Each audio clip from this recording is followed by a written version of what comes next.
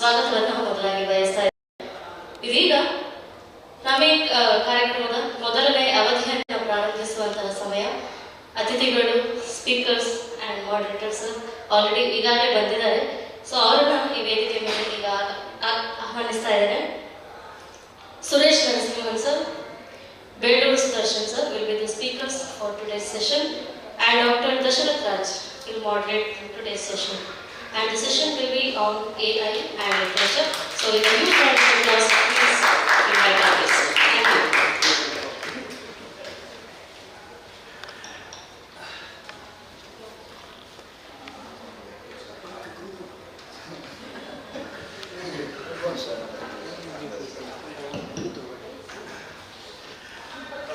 Very good morning to all of you.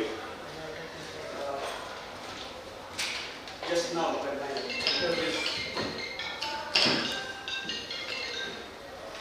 when I entered this hall, I met one personality. She gave me love. So our first salute to him, and with that I will start this program. So the title of this session is AI and literature. So we have two eminent resource persons, panelists, or speakers, whatever you call them, with us.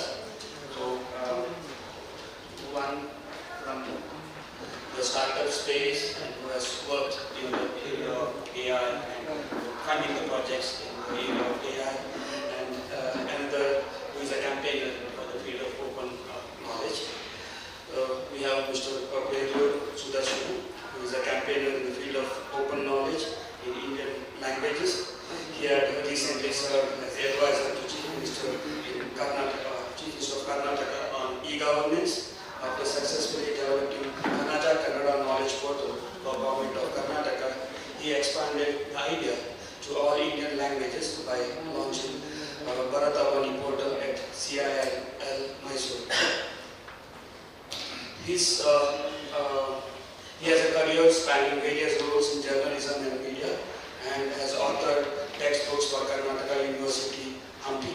His awards include KSTA Award for Best Agriculture Writer and the National Youth Writer Award. A social activist, Sudarshan campaigns for public causes. His expertise and interest ranges from consumer-centric IT, climate change, urban culture, Tibet, Hindustani music, to Hollywood movie reviews. With this, I welcome Sudarshan.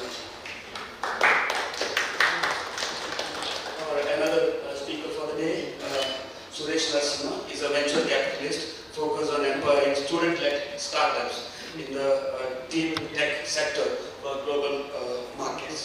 His entrepreneurial journey includes founding 2 deep tech ventures, earning him the recognition through 20+ patents.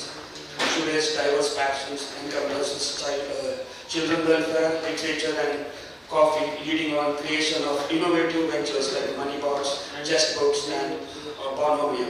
As a dedicated student of Indian aesthetics under Shatabudani Ganesh, he integrates cultural insights into his work. His commitment extends to investing in and supporting startups in the realm of AI and literature, showcasing his broad expertise and visionary approach to technology and culture. I welcome Suresh. Dear friends, the session is titled as AI and literature. But I will just start my introduction by just quoting one example, which is not exactly literature, but something related to copyright. Once, there was a monkey in a zoo. So one of the journalists had kept a camera in the zoo, and he made the monkey to click his own selfie. So the monkey photo came and they published it everywhere, but it gave multiple copyright issues. Now, who is the owner of the copyright? Is it the monkey, or is it the owner of the camera, or is it the journalist who made the monkey to click? Of course, the journalist and the camera owner may be same, but ultimately, it stands totally unresolved. But one court said that no animal can be the copyright owner. Now, the debate continues and you get multiple codes. That's because they won't take the And actually beta filed the case. Oh, Yeah, and I'm not getting to nitty-gritty of the case. No. that's more interesting. So now the question is, if machine generates literature and writes stories for you, who is the copyright holder? Is it the machine or the person who has made the machine to write the story for you? Also, the debate continues. With this just brief overview, I would like to start the session. I would like Suresh to give his opening remarks. No, I think the aim in literature must be looking from the perspective of literature rather than what we are. So there are two aspects. Right? So one of the reality is the technology is helping others for quite some time.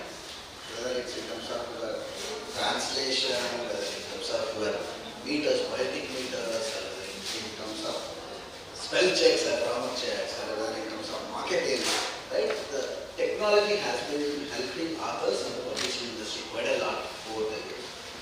Now with the AI, there is a perception that the literature may be in some kind of challenge, right? Some kind of challenge. Can literature replace an author, or can literature give competition to author? This is one of the concern or the thought flow, etc. that exists there, especially considering the ethics part, especially considering the original ideation part, etc. But I think the reality is AI is here. While I have my own belief that high quality literature will continue to be created by human beings, right? The machine can never replace it. But there are exciting times ahead of us, right? And what I do is I go and spot opportunities within the startup ecosystem where AI can help literature, AI can help our languages, AI can help our expression in a much better way. That's what I think. Thank you, sir. Over to you, sir. This is your opening remarks. ಎಲ್ರಿಗೂ ನಮಸ್ಕಾರ. ಈ ಕಡೆಗೆ ಒಂದು 4 ವರ, ಆ ಕಡೆಗೆ ಒಂದು ಮಹಾ ಜ್ಞಾನ ವೃಕ್ಷ, ಅವರೆಲ್ಲರ ನಡುವೆ ನಾವು ಈಗ ಸ್ಯಾಂಡ್ವಿಚ್ ಆಗಿ ಏನು ಹೇಳಬೇಕು ಅನ್ನೋ ಒಂದು ಗೊಂದಲ ಉಂಟಾಗಿದೆ. ಮತ್ತು ನಿನ್ನೆಯಿಂದ ನಾನು ಬೇರೆ ಬೇರೆ ಗೋಷ್ಠಿಗಳಲ್ಲಿ ಭಾಗವಹಿಸ್ತಾ ಇದ್ದೆ. ಅದರಲ್ಲೂ ಮುಖ್ಯವಾಗಿ ನಮ್ಮ ಈ ಲಿಟ್ ಫೆಸ್ಟಲ್ಲಿ ಉದ್ಘಾಟಿಸಿದಂತಹ ಶ್ರೀ ಲಕ್ಷ್ಮೀಶ್ ತೋಡ್ಪಾಡಿ ಅವರ ಮಾತುಗಳು, ಅದನ್ನು AI ಮೀರಿಸೋಕ್ಕಾಗುತ್ತಾ ಅಂತ ಆ ಥರದ ಒಂದು ಪ್ರಶ್ನೆಯನ್ನು ನಾನು ಏನು ಮಾಡಿದೆ ಅಂತಂದರೆ, ನಿನ್ನೆ GP ಹರೀಶ್ ಅವರು ಏನು ಲಕ್ಷ್ಮೀಶ್ ತೋಡ್ಪಾಡಿ ಅವರಿಗೆ ಪ್ರಶ್ನೆ ಕೇಳಿದ್ರು, ವ್ಯಾಸರ ಮಹಾಭಾರತದಲ್ಲಿ ಸಾವು ಒಂದು ಮೌಲ್ಯವೇ ಅಂತ ಅವರೊಂದು ಪ್ರಶ್ನೆ ಕೇಳಿದ್ದಕ್ಕೆ ಲಕ್ಷ್ಮೀಶ್ ತೋಡ್ಪಾಡಿ ಅವರ ಚಿಂತನ ಲಹರಿ ಹೇಗೆ ಹರಿತು ಅಂತ ನಾವು ನೋಡಿದ್ದೀವಿ. ಅದಕ್ಕೆ ನಾನು ಕೇಳಿದೆ, ಅದು ಚಾಟ್ಜಿಪಿಟಿಗೆ ರಾತ್ರಿ ಕೂತ್ಕೊಂಡು ಒಂದಿಷ್ಟು ಪ್ರಶ್ನೆಗಳನ್ನು ಕೇಳಿದೆ. ಅದು ಹೇಳ್ತು, ಹೌದು, ಸಾವಿನ ಪ್ರಶ್ನೆ ನೇರವಾಗಿ ಅಲ್ಲದೆ ಹೋದರೂ ಪರೋಕ್ಷವಾಗಿ ಸಾಕಷ್ಟು ಕಡೆ ಮಹಾಭಾರತದಲ್ಲಿ ಬಂದಿದೆ. ಅದರಲ್ಲೂ ಯುಧಿಷ್ಠಿರನ ಯಕ್ಷ ಪ್ರಶ್ನೆ ಪ್ರಸಂಗದಲ್ಲಿ ಈ ಎಲ್ಲ ಜೀವನದ ನಶ್ವರತೆಯ ಬಗ್ಗೆ ಸಾಕಷ್ಟು ಚರ್ಚೆ ನಡೆದಿದೆ. ಈ ಥರ ಇದೆ ಅಂತ ಒಂದು ಉತ್ತರ ಕೊಡ್ತು. ಅಂದರೆ ಇದರಿಂದ ಸ್ಪಷ್ಟ ಆಗೋದು ಏನು ಅಂತಂದರೆ, AI ಇನ್ನೂ ಆರಂಭಿಕ ಹಂತದಲ್ಲಿ ಇದೆ. ಒಂದು ಅಂದರೆ ಅದು ಇರುವ ಜ್ಞಾನವನ್ನು ಸಂಗ್ರಹಿಸಿ ಕ್ರೋಢೀಕರಿಸಿ ಒಂದಷ್ಟು ಮಾಹಿತಿಗಳನ್ನು ನಮಗೆ ಕೊಡುತ್ತೆ ಹೊರತು ಹೊಸ ಜ್ಞಾನದ ಸೃಷ್ಟಿ, ಅಂದರೆ ಮನುಷ್ಯ ಏನು ಹೊಸ ಜ್ಞಾನ ಸೃಷ್ಟಿ ಮಾಡ್ತಾನಲ್ಲ, ಅದನ್ನು ಮಾಡುವ ಹಂತಕ್ಕೆ ಸದ್ಯಕ್ಕಂತೂ ಹೋಗಿಲ್ಲ. ಅದು ಇರುವ ಜ್ಞಾನ. ಈಗ KP ರಾವ್ ಅವ್ರ ಜೊತೆ ಮಾತಾಡ್ತಿದ್ದಾಗ ಅವ್ರು ಹೇಳಿದರು, ಅದು ಯಾವುದೇ ಶೈಲಿ, ದೋಸ್ತೋವ್ಸ್ಕಿ ಶೈಲಿ ಇರ್ಬೋದು, ಕಾಫ್ಕಾ ಶೈಲಿ ಇರ್ಬೋದು, ಯಾರದ್ದೇ ಶೈಲಿಯಲ್ಲಿ ಅದು ಒಂದು ಕಥೆಯನ್ನು ಬರೀಬಹುದು. ನಾವು ಹೇಳಿದ ಹಾಗೆ ಅದನ್ನು ಕಲ್ತ್ಕೊಂಡು ಅದರ ಬಗ್ಗೆ ಒಂದು ನರೇಟಿವ್, ಅದರ ಕಥಾನಕ, ಕಥಾ ಹಂದರ ಹೇಗಿರಬೇಕು, ಪಾತ್ರಗಳು ಯಾವುದಿರಬೇಕು ಅಂತ ನಾವು ಹೇಳಿದರೆ ಅದೊಂದು ಕಥೆಯನ್ನು ಬರೆದುಕೊಡುತ್ತೆ. ಇದು ನಾನು ಸಾಕಷ್ಟು ನೋಡಿದ್ದೀನಿ. ನಾನು ಈಗಾಗಲೇ ನಾವೆಲ್ AI, ನಾವೆಲಿಸ್ಟ್ AI, ಈ ಥರದ ಅನೇಕ ವೆಬ್ಸೈಟ್ಗಳಲ್ಲಿ ನೀವು ಹೋದರೆ ಉಚಿತವಾಗಿ ನೀವು ಕೂಡ ಒಂದಷ್ಟು ಕಥೆನೋ ಕಾದಂಬರಿನೋ ಬರೀಬಹುದು. ಅದರಲ್ಲಿ ಎಷ್ಟು ಮಟ್ಟಿಗೆ ಹೊಸ ಜ್ಞಾನದ ಸೃಷ್ಟಿ ಅನ್ನೋದು ಒಂದು ದೊಡ್ಡ ಪ್ರಶ್ನೆ. ಯಾಕೆಂತಂದರೆ ಚಾಟ್ಜಿಪಿಟಿ ಅನ್ನೋದು ಒಂದು ಬ್ರ್ಯಾಂಡ್ ನೇಮ್ ಅಷ್ಟೇ. AI ಅದು ಹಲವಾರು ಕಡೆ ಇದೆ. ಸೊ ಈ AI ಅಂದರೆ ನಾನು ಕೇವಲ ಸಾಹಿತ್ಯಕ್ಕೆ ಸೀಮಿತವಾಗಿ ಮಾತಾಡೋದಾದರೆ, AI ಸಾಹಿತ್ಯದ ಸೃಷ್ಟಿ ಹೇಗಾಗುತ್ತೆ, ಅದು ಒಂದು ಜ್ಞಾನವನ್ನು ಸಂಗ್ರಹಿಸಿ ಇಟ್ಕೊಂಡಿದೆ ಮತ್ತು ಅದಕ್ಕೆ ಕೆಲವು ತರ್ಕವನ್ನು ಮೂಡಿಸಲಾಗಿದೆ. It has been fed by some sort of algorithms and logic. ಅದು ಹೇಗೆ ಕೊಡುತ್ತೆ ಅನ್ನೋದು ಒಂದು ಕುತೂಹಲದ ಪ್ರಶ್ನೆ ಅಷ್ಟೇ. ಆದ್ದರಿಂದ ನನ್ನ ದೃಷ್ಟಿಯಲ್ಲಿ ಆರ್ಟಿಫಿಷಿಯಲ್ ಇಂಟೆಲಿಜೆನ್ಸ್ ಇವತ್ತು ಒಂದು ನೆಸೆಂಟ್ ಸ್ಟೇಜಲ್ಲಿದೆ. ಅದು ಸಾಕಷ್ಟು ಅಭಿವೃದ್ಧಿ ಆಗಬೇಕಾಗಿದೆ. ಆದರೆ ಮುಖ್ಯ ಮುಖ್ಯವಾಗಿ ನಾನು ಸ್ವಲ್ಪ ಡಿಫರ್ ಆಗೋದು ಎಲ್ಲಿ ಅಂತಂದರೆ, ಇವತ್ತು ಏನು ಆರ್ಟಿಫಿಷಿಯಲ್ ಇಂಟೆಲಿಜೆನ್ಸಿನ ಒಂದು ಚರ್ಚೆ ನಡೀತಿದೆ, ಇದು ಒಂದು ಕಮರ್ಷಿಯಲ್ ದಂಧೆಯಾಗಿ ಮುಂದುವರಿತಾ ಇದೆ ಅಂತ ನನ್ನ ಒಂದು ವೈಯಕ್ತಿಕ ತಿಳುವಳಿಕೆ. ಯಾಕೆ ಅಂತಂದರೆ ಎಲ್ಲ ನೀವು ಎಲ್ಲಿ ಹೋದರೂ ಕೂಡ ಏನ ಜಾಹೀರಾತುಗಳನ್ನು ಬೇರೆ ಬೇರೆ ಥರದ ಜಾಹೀರಾತುಗಳನ್ನು ನೋಡ್ತೀರ. ಅದು ಯಾಕೆ ಬಂದಿದೆ ಅಂತಂದರೆ ಏನಿಂದ ಎಲ್ಲವೂ ಸಾಧ್ಯ ಅನ್ನುವಂಥ ಒಂದು ಭ್ರಮೆಯನ್ನು ಸೃಷ್ಟಿಸಲಾಗ್ತಾ ಇದೆ. ಕೆಲವೇ AI ಮಿಷಿನ್ಗಳಿವೆ. ಸೊ ಅದ್ರ ಬಗ್ಗೆ ನಾನು ಮತ್ತೂ ಮಾತಾಡ್ತೇನೆ. ಬಟ್ ಮುಖ್ಯವಾಗಿ ಹೇಳಬೇಕು ಅಂತಂದರೆ AI ಇವತ್ತು ನಾವೊಂದು ಜಡ್ಜ್ಮೆಂಟ್ ಕೊಡುವ ಸ್ಥಿತಿಯಲ್ಲಿಲ್ಲ. ನಿಜ, ಅದು ಸಾಕಷ್ಟು ಉತ್ತರಗಳನ್ನು ಕೊಡುತ್ತೆ. ಅದರಲ್ಲೂ ಸೈನ್ಸ್ ಆ್ಯಂಡ್ ಟೆಕ್ನಾಲಜಿಯಲ್ಲಿ ತುಂಬ ಅಡ್ವಾನ್ಸ್ಡ್ ಆಗಿ ರೋಬೋಟಿಕ್ಸ್ ಇರ್ಬೋದು, ಸೈನ್ಸ್ ಆ್ಯಂಡ್ ಟೆಕ್ನಾಲಜಿ ಇರ್ಬೋದು, ಈ ಥರದ ಅನೇಕ ಅಂದರೆ ಮನುಷ್ಯ ಮಾಡಲಾಗದಂತಹ ಕೆಲವು ವಿಷಯಗಳಲ್ಲಿ ಅದು ತುಂಬ ಚೆನ್ನಾಗಿ ಕೆಲಸ ಮಾಡುತ್ತೆ. ಅದು ಒಂದು ಈಗಿನ ನಮ್ಮ ಅನುಭವ. ಆದರೆ ಇವತ್ತು ನಾವು AI ಬಗ್ಗೆ ಅದು ಕೆಟ್ಟದ್ದೋ ಒಳ್ಳೆಯದೋ ಅಥವಾ ಸಾಹಿತ್ಯದ ಮೇಲೆ ದುಷ್ಪರಿಣಾಮ ಬೀರುತ್ತೋ ಒಳ್ಳೆಯ ಪರಿಣಾಮ ಬೀರುತ್ತೋ ಅಂತ ನಾವು ಈಗಲೇ ಜಡ್ಜ್ಮೆಂಟ್ ಕೊಡುವಂತಹ ಸ್ಥಿತಿಯಲ್ಲಿ ಇಲ್ಲ ಅಂತ ನಾನು ಹೇಳಲಿಕ್ಕೆ ಬಯಸ್ತೇನೆ. ಈಗ what has happened is we have moved from artificial narrow intelligence to artificial general intelligence. Because we have moved that, and actually what has come up is generative intelligence. Also the creation of you have been visiting campuses, you have been talking to students, and startups are presented in front of you. What has been your experience? Okay, ಇಲ್ಲಿ ನೀವು ಹೇಳಿದ್ರಲ್ಲ, in fact sir ಇದಕ್ಕೆ ಮುಂಚೆ ತುಂಬ ಚೆನ್ನಾಗಿ explain ಮಾಡ್ತಾರೆ. ಈ generative intelligence ನಿಮ್ಮ ಸಾಹಿತ್ಯ ಸೃಷ್ಟಿ ಏನಿದೆ, ಇದು ಎರಡರ ಕಾಂಬಿನೇಷನ್. ನಿಮ್ಮ ಜನರಿಕ್ ಇಂಟೆಲಿಜೆನ್ಸ್ ಇದೆ, ಜೊತೆಗೆ ನ್ಯಾರೋ ಇಂಟೆಲಿಜೆನ್ಸ್ ಇದೆ, ಮತ್ತು ಅಬ್ಸ್ಟ್ರಾಕ್ಟ್ ಥಿಂಕಿಂಗ್ ಇದೆ, ಜೊತೆಗೆ ವೈಡ್ ಎಕ್ಸ್ಪೀರಿಯನ್ಸ್ ಇದೆ. ಇದೆಲ್ಲ ಸೇರಿದಾಗ ಸಾಹಿತ್ಯ ಸೃಷ್ಟಿಯಾಗುತ್ತೆ. ನಾನು ಕಾಲೇಜಿಗೆ ಹೋದಾಗ ನೋಡ್ತಾ ಇರೋದು, ಇನ್ಫ್ಯಾಕ್ಟ್ ನಮ್ಮ ಫಂಡ್ ಟಾರ್ಗೆಟ್ ಇನ್ನೂ AI ಸ್ಟಾರ್ಟ್ಸ್ ಇನ್ವೆಸ್ಟ್ ಮಾಡಬೇಕು, right? So that's there is a very different. But ಹುಡುಗರು ಯಾವ ಥರ ಯೋಚನೆ ಮಾಡ್ತಾ ಇದ್ದಾರೆ ಅನ್ನೋದು ತುಂಬ ಇಂಟ್ರೆಸ್ಟ್. ಒಂದೆರಡು ಎಕ್ಸಾಂಪಲ್. ನಿನ್ನೆ ಒಬ್ಬ ಹುಡುಗ, ಒಂದು 20 ವರ್ಷದ ಹುಡುಗ ಬಂದುಬಿಟ್ಟು ಅವ್ನು ಏನು ಮಾಡ್ತಾ ಇದ್ದಾನೆ ಅಂದರೆ, ಯಾವುದೇ ಒಂದು ಸೂಕ್ತಿಯನ್ನು ಅಥವಾ ಯಾವುದೇ ಒಂದು ಪದ್ಯವನ್ನು ಕೊಟ್ಟರೆ AI ಸಮ್ಮರೈಸ್ ಮಾಡಿ ಹೇಳ್ತೀನಿ. ಸಂಸ್ಕೃತದಲ್ಲಾಗಲಿ ಕನ್ನಡದಲ್ಲಾಗಲಿ ಕಾಂಟೆಕ್ಸ್ಟ್ ಒಂದು ಸಮ್ಮರೈಸ್ ಮಾಡಿ ಹೇಳ್ತೀನಿ. ಇದಕ್ಕವನು ನಮ್ಮ ಗೌರ್ಮೆಂಟ್ ಪ್ರಾಪರ್ಟಿ ಪೇಪರ್ಸ್ ಏನಿದೆ ಇದ್ರದ್ದು ಬಿಸ್ನೆಸ್ ಮಾಡಲ್ಲ ಅಂತ ತಗೊಂಡ್ಬರ್ತಾ ಇದ್ದಾನೆ. ಈ ಥರ ಎಕ್ಸಾಂಪಲ್ ಕೊಡ್ತಾ ಇದ್ದಾರೆ.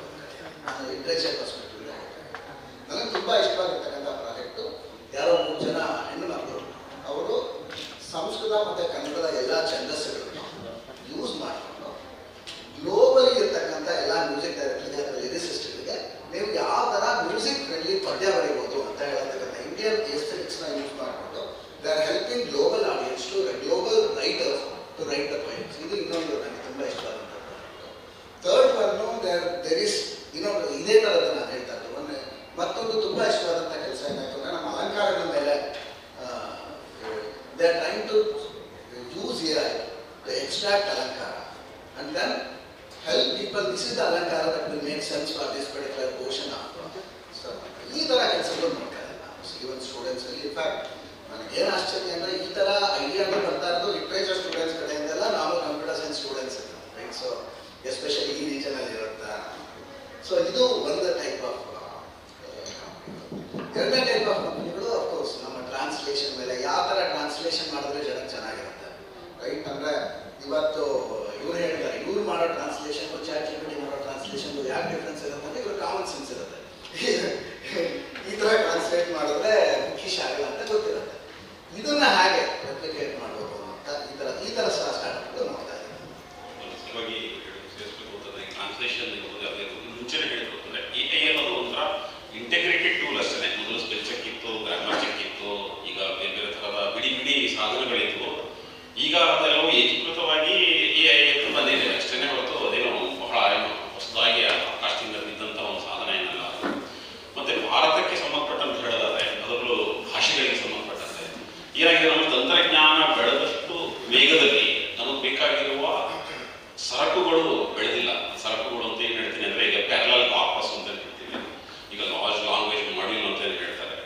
ಆ ಥರದ ಎಲ್ಲ ಸಾಧನೆಗಳಿಗೆ ಬೇಕಾದ ಮೂಡಿಸುವ ಒಂದು ಸಾಹಿತ್ಯ ಏನಿದೆಯಲ್ಲ, ಅದು ಪ್ಯಾರಲಲ್ ಕಾರ್ಪಸ್, ಅದಂತೂ ಇನ್ನೂ ಬೆಳೆದಿಲ್ಲ. ನಾನು ಭಾಷಾ ಕ್ಷೇತ್ರದಲ್ಲಿ 4-5 ವರ್ಷ ಕೆಲಸ ಮಾಡಿರೋದ್ರಿಂದ ನನ್ನ ಅನುಭವದಲ್ಲಿ ಹೇಳೋದಾದರೆ, ಈ ಥರದ ಅದು ಕೇವಲ ಸಾಹಿತ್ಯದ ಭಾಷೆ ಅಷ್ಟೇ ಅಲ್ಲ, ಬೇರೆ ಬೇರೆ ಥರದ ಪರಿಭಾಷೆ, ಟರ್ಮಿನಾಲಜೀಸ್, ಗ್ಲಾಸರೀಸ್ ಅಂತ ಹೇಳ್ತೀವಿ, ಬೇರೆ ಬೇರೆ ಡೊಮೈನ್ಗಳು, ಸ್ಕಿಲ್ ಡೆವಲಪ್ಮೆಂಟ್ ಇರ್ಬೋದು, ಸೈನ್ಸ್ ಆ್ಯಂಡ್ ಟೆಕ್ನಾಲಜಿ ಇರ್ಬೋದು, ಯಾವುದೇ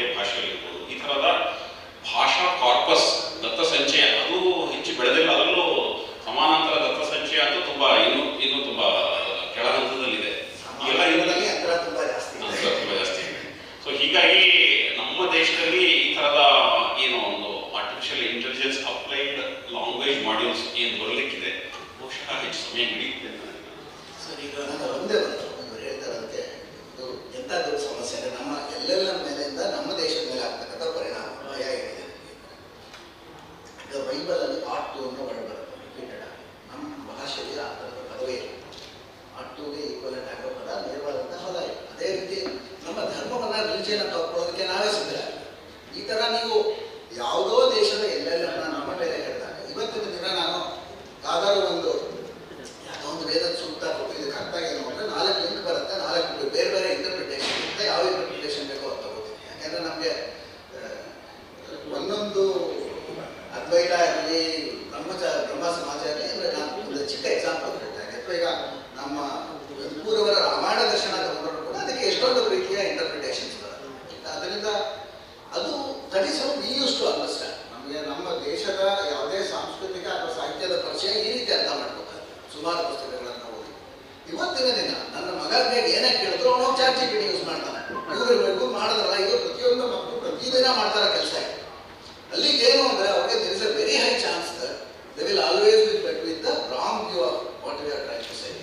ನಮ್ಮದೇ ಆದಂಥ ಅವ್ರು ಹೇಳಿದಂಗೆ ನಮ್ಮದೇ ಆದಂಥ ಒಂದು ಎಲ್ಲೆಲ್ಲ ಇಲ್ಲ ಅಂದರೆ ನಮ್ಮದೇ ಆದಂಥ ಭಾಷೆ ಮತ್ತು ಪರಿಕರ ಮತ್ತು ನಮ್ಮ ಕಲೆಕ್ಷನ್ ಮೇಲೆ ಏನು ಬಿಲ್ಡ್ ಮಾಡಲಿಲ್ಲ ಅಂದರೆ ನಮ್ಮ ರಿಸ್ಕ್ ಏನು ಅಂದರೆ ನಮ್ಮ ವಿಷಯಗಳನ್ನು ಬೇರೆಯವರು ಮಿಸ್ಇಂಟರ್ಪ್ರಿಟೇಟ್ ಮಾಡೋದಕ್ಕೆ ನಾವೇ ಸಹಾಯ ಮಾಡ್ತಾರೆ. ಇದು ದೊಡ್ಡ ರಿಸ್ಕ್. ಇಲ್ಲೊಂದು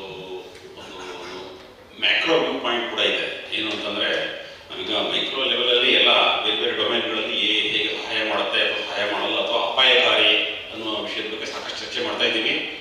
6 ತಿಂಗಳ ಹಿಂದೆಯೇ ಸುಮಾರು 27,000 ಜನ ಜಗತ್ತಿನ ಗಣ್ಯರು, ಸೈಂಟಿಸ್ಟ್ ಇರ್ಬೋದು, ರೈಟರ್ಸ್ ಇರ್ಬೋದು, ಹಿಸ್ಟೋರಿಯನ್ಸ್ ಅವರೆಲ್ಲರೂ ಒಂದು ಅಪೀಲ್ ಕೂಡ ಮಾಡಿದ್ದು ತಮಗೆ ಗೊತ್ತಿರಬಹುದು. ಚಾಟ್ ಜಿಪಿಟಿ ಅಂತಹ ಎಐಗಳಿಗೆ ಒಂದು 6 ತಿಂಗಳ ಮೊರಟೇರಿಯಮನ್ನು ವಿಧಿಸಬೇಕು. ನಾವು ಈ ಸಂಶೋಧನೆ ಎತ್ತ ಹೋಗ್ತಿದೆ, ನಮ್ಮ ಮೇಲೆ ಏನು ಪರಿಣಾಮ ಬೀರ್ತಿದೆ, ದುಷ್ಪರಿಣಾಮ ಬೀರ್ತಿದೆ ಇದ್ರ ಬಗ್ಗೆ ಸ್ವಲ್ಪ ಚರ್ಚೆ ಮಾಡಿದ ಮೇಲೆ ನಾವು ಮುಂದುವರಿಬೇಕು ಅಂತ ಹೇಳ್ತಾ ಇದ್ದಾರೆ. ಆದರೆ ಮುಖ್ಯ ಒಂದು ನನಗೆ ನನ್ನ ವೈಯಕ್ತಿಕ ನೆಲೆಯಲ್ಲಿ ನನ್ನ ಒಂದು ಪ್ರಶ್ನೆ ಏನು ಅಂತಂದರೆ, ಪ್ಯಾರಾಡಾಕ್ಸ್ ಏನು ಅಂತಂದರೆ, ಎಐ ಬೆಳೆಯುವುದು ಏನಂದರೆ ಮನುಷ್ಯನ ಬುದ್ಧಿಮತ್ತೆಯಿಂದ ಬೆಳೆಯುತ್ತೆ ಹೊರತು ಅದೇನು ಹೊಸದಾಗಿ ಏನೋ ಹೋಗಿ ಏನೋ ಹಕ್ಕಿ ಹಾಕ್ತಿರೋದು ಹೇಗೆ ಅಂತ ನಾನು ಹುಡುಕಲ್ಲ. ನಾವು ಬರೆದಿದ್ದನ್ನೇ ಅದು ತಗೊಂಡು ಬೆಳೆಯುತ್ತೆ. ಹಾಗಾಗಿ ನಾವು ಬರ್ತಾ ಇದೊಂದು ಪ್ಯಾರಾಡಾಕ್ಸ್. ಅನುಕೂಲ ಈಗ ಎಲ್ಲವನ್ನೂ ಮಾಡುತ್ತೆ ಅಂತಂದ್ರೆ ಅದಕ್ಕೊಂದು ಲಿಮಿಟೆಡ್ ಜ್ಞಾನ. ಉದಾಹರಣೆಗೆ ಚಾಟ್ ಜಿಪಿಟಿ ಫ್ರೀ ವರ್ಷನ್ನು ಸೆಪ್ಟೆಂಬರ್ 2022 ಅದರ ಜ್ಞಾನ ಸೀಮಿತ. ಅದು ಹೇಳ್ಬಿಡುತ್ತೆ ಮುಂದಿನೆಲ್ಲ ನನಗೆ ಗೊತ್ತಿಲ್ಲ, ಇಷ್ಟು ಮಾತ್ರ ಗೊತ್ತಿದೆ ಅಂತ. ಅಥವಾ ನೀವು ಚಾಟ್ ಜಿಪಿಟಿ 4ಗೆ ಹೋದ್ರೆ ಅದೇನ್ ಮಾಡುತ್ತೆ, ಈ ಜನರೇಟಿವ್ ಎಐ ಏನಿದೆ ಬಿಂಗ್ ಸರ್ಚ್ ಅನ್ನ ಬಳಸಿ ಅದು ಸ್ವಲ್ಪ ಅಪ್ಡೇಟ್ ಮಾಡಿಕೊಂಡು ಮಾಹಿತಿ ಕೊಡುತ್ತೆ. ನೋಡಿ, ಇಲ್ಲಿ ಕಾರ್ಪೊರೇಟ್ ವಿಷಯಗಳು ಬರುತ್ತವೆ ಇಲ್ಲಿ. ಯಾಕೆಂತಂದ್ರೆ ಗೂಗಲ್ ಮಾಡ್ತಿರುವಂತಹ ಎಐ ಸಂಗತಿಗಳು, ಮೈಕ್ರೋಸಾಫ್ಟ್ ಮಾಡ್ತಿರುವಂಥದ್ದು ಇರ್ಬೋದು, ಬೇರೆ ಬೇರೆ ಸಂಸ್ಥೆಗಳು ಮಾಡ್ತಾ ಇರೋದು ಎಲ್ಲರೂ ಅವರವರ ಅಜೆಂಡಾ ಇಟ್ಕೊಂಡು ಅವರವರ ಡೇಟಾ ಕಾರ್ಪಸ್ ಇಟ್ಕೊಂಡೇ ಮಾಡ್ತಿದ್ದಾರೆ. ಸೊ ಮೈಕ್ರೋಸಾಫ್ಟಿನ ನೀವು ಚಾಟ್ ಜಿಪಿಟಿ 4 ಹೋದ್ರೆ ಅದು ಬಿಂಗ್ ಆಧಾರಿತ ಉತ್ತರವನ್ನೇ ಕೊಡುತ್ತೆ ಹೊರತು ಗೂಗಲ್ ಆಧಾರಿತ ಉತ್ತರವನ್ನು ಕೊಡೋಲ್ಲ. ನಾವು ಸಹಜವಾಗಿ ಯೂಸ್ ಮಾಡಿದಾಗ ಗೂಗಲ್. ಸೊ ಮನುಷ್ಯನ ಬುದ್ಧಿಮತ್ತೆ ಬೆಳೆದೇ ಹೋದ್ರೆ ಚಾಟ್ ಜಿಪಿಟಿ ಅಥವಾ ಯಾವುದೇ ಥರದ ಎ ವಿಷಯಸ್ ಬೆಳೆಯೋದು ಹೇಗೆ ಅದೊಂದು ಪ್ರಶ್ನೆ ಬರುತ್ತೆ.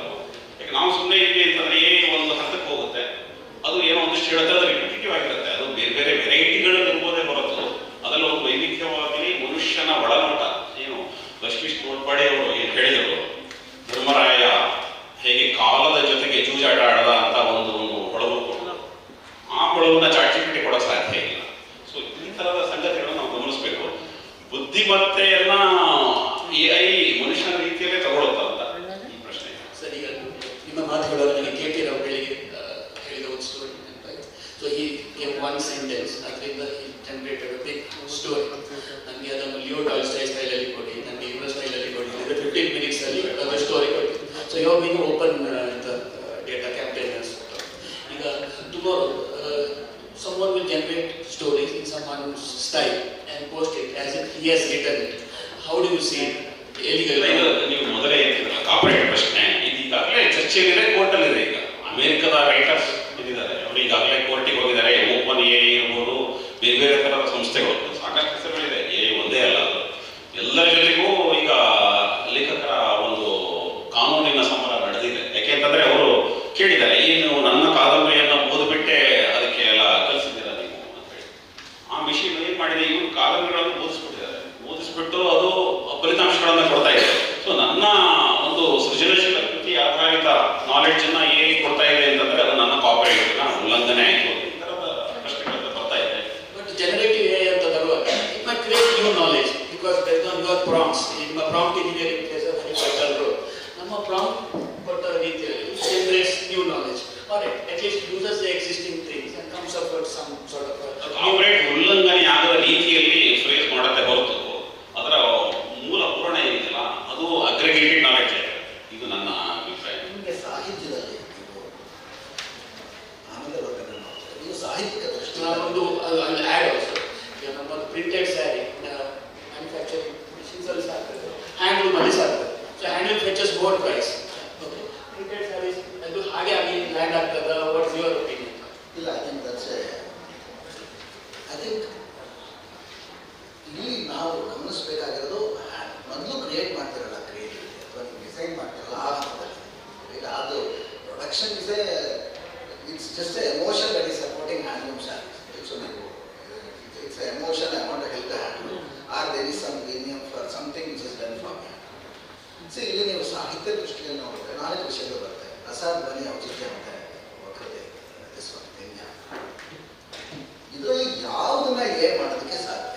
A has its own constraints. ಇದು ಬರೀ ಜ್ಞಾನ ಅಷ್ಟೇ ಅಲ್ಲ, ಇದು ಸಾಮೂಹಿಕ ಜ್ಞಾನ. ಇದರ ಅಡ್ವಾಂಟೇಜ್ ಏನು ಅಂದರೆ ಒಬ್ಬರು ಜ್ಞಾನ ಇಲ್ಲ, ಒಂದು 100 ಪುಸ್ತಕಗಳನ್ನ ನೋಡಿ ತೀರ್ಮಾನ ತಗೊಳುತ್ತೆ. Tolstoy ಬರೀಬೋದಾಗಿತ್ತು.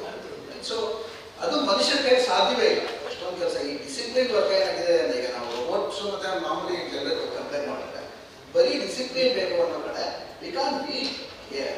But when there is creativity, ಹೊಸ ಹೊಳಪನ್ನ ನೋಡ್ಬೇಕು. ಇವಾಗ ಲಕ್ಷ್ಮೀ ಸರ್ ಅವರ ಎಕ್ಸಾಂಪಲ್ ಹೇಳಿದ್ರು, ಭೈರಪ್ಪನವ್ರದ್ದು ಒಂದು ಉದಾಹರಣೆ ಹೇಳಿದ್ರು. ಕಾದಂಬರಿ ಆಮೇಲೆ ಹೇಳಿದ್ದೀನಿ. ಕೌದಲ್ಲಿ ಒಂದು ಮಾತು ಹೇಳ್ತಾರೆ, ತುಂಬ ಚೆನ್ನಾಗಿ ಓದಿದಂಥ ಹೆಂಗಸಾಗ್ತಾನೆ, ತುಂಬ ಚೆನ್ನಾಗಿ ಓದಿರ್ತಕ್ಕಂಥ ಹೆಣ್ಣು ಗಂಡಸ್ತರ ಬಿಹೇವ್ ಮಾಡ್ತಾನೆ ಅಂತ ಭೈರಪ್ಪನವರ ಕಾಣಿಕೆ. ತುಂಬ ಅದ್ಭುತವಾದ ಕಾದಂಬರಿ. ಈ ಕಾಣಿಕೆ ಒಬ್ಬ ಸೃಜನಶೀಲ ಲೇಖಕನಿಗೆ ಬಿಟ್ಟರೆ ಬೇರೆಯವರು ಬರೋದಕ್ಕೆ ಸಾಧ್ಯವೇ ಇಲ್ಲ.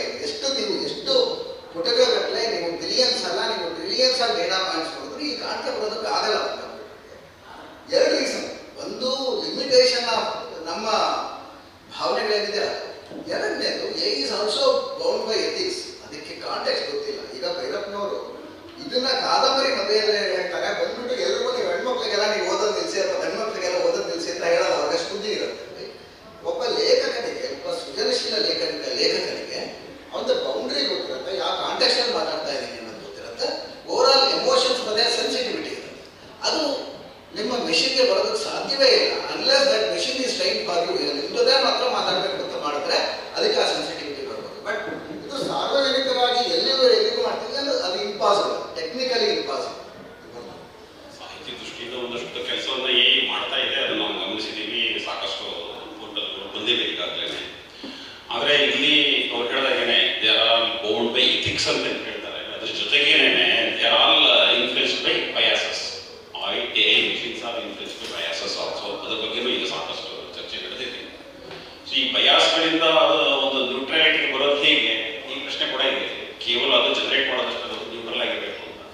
ಉದಾಹರಣೆಗೆ ನಾನು ಪುಸ್ತಕವನ್ನು ಉದಾಹರಿಸೋದಾದ್ರೆ, ಈಗ ಯುರೋ ಕೇಂದ್ರಿತ ಸೈನ್ಸ್ ಅಂಡ್ ಟೆಕ್ನಾಲಜಿ ಪುಸ್ತಕಗಳೇ ಬಂದಿವೆ. ಆ ಥರದ ಇತಿಹಾಸವನ್ನೇ ಬರೆದಿದೆ ಅಂತ ಹೇಳಿ ಜೇಮ್ಸ್ ಪಾಸ್ಕೆಟ್ ಅಂತ ಹೇಳಿ ಇತ್ತೀಚೆಗೆ ಹೊರೈಸನ್ಸ್ ಅಂತ ಒಂದು ಪುಸ್ತಕ ಬರೆದಿದೆ. ನಾನು ಬಹಳ ಸಲ ರಿಪೋರ್ಟ್ ಮಾಡ್ತೀನಿ. ಯಾಕೆಂತಂದ್ರೆ ಅದು ಯುರೋ ಕೇಂದ್ರಿತ ಸಂಶೋಧನೆಗಳಷ್ಟೇ ಅಲ್ಲ, ಪಾಲಿಟಿಷಿಯನ್ ನಿವಾಸಿಗಳಿರ್ಬೋದು, ಬೇರೆ ಇಂಧನಲ್ಲಿರುವಂತಹ ಒಂದು ಐಸ್ಲ್ಯಾಂಡಿಕ್ ಪ್ರದೇಶದ ನಿವಾಸಿಗಳಿರ್ಬೋದು, ಭಾರತೀಯರಿರ್ಬೋದು, ಜಗದೀಶ್ಚಂದ್ರ ಬೋಸ್ ಇರ್ಬೋದು, ಇವರೆಲ್ಲರೂ ಕೂಡ ಸಾಕಷ್ಟು ಸಂಶೋಧನೆಗಳನ್ನು ಮಾಡಿದ್ದಾರೆ. ಇದನ್ನು ಅಪ್ರೋಪ್ರಿಯೇಟ್ ಮಾಡಿದ್ದಾರೆ ಅಂತ.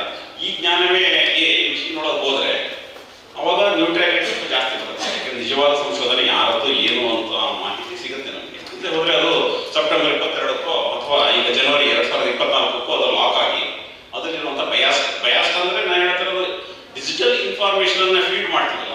ಅದು ಕೂಡ ಸಮಾನತೆಯ ಒಂದು ಸಂಕೇತ ಅಲ್ಲ. ಯಾಕೆಂತಂದ್ರೆ ನಮ್ಮಲ್ಲಿ ಓರಲ್ ಟ್ರೆಡಿಷನ್ ಇದೆ, ಸಾಕಷ್ಟು ಸಂಪ್ರದಾಯಗಳಿವೆ. ಜ್ಞಾನ, ಲಿಖಿತ ಜ್ಞಾನ ಅಲ್ಲದಂತಹ ಮಹಾನ್ ದೊಡ್ಡ ಒಂದು ಜ್ಞಾನ ಭಂಡಾರ ನಮ್ಮಲ್ಲಿದೆ. ಅವೆಲ್ಲವೂ ಕೂಡ ಏನು ವಿಷಯಕ್ಕೆ ಹೋಗುತ್ತಾ, ಈ ಥರದ ಕೆಲವು ಪ್ರಶ್ನೆಗಳನ್ನು ಕೂಡ ನಾವು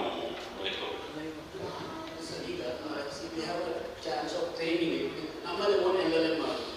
So there are options that you can download some part of it and you train it with your own material. And India centric train ಮಾಡಿ. So how do you know that you might come up with something? ಈಗ ಸುಮಾರು LLMs ನಾನು ಹೇಳಿದ್ನಲ್ಲ,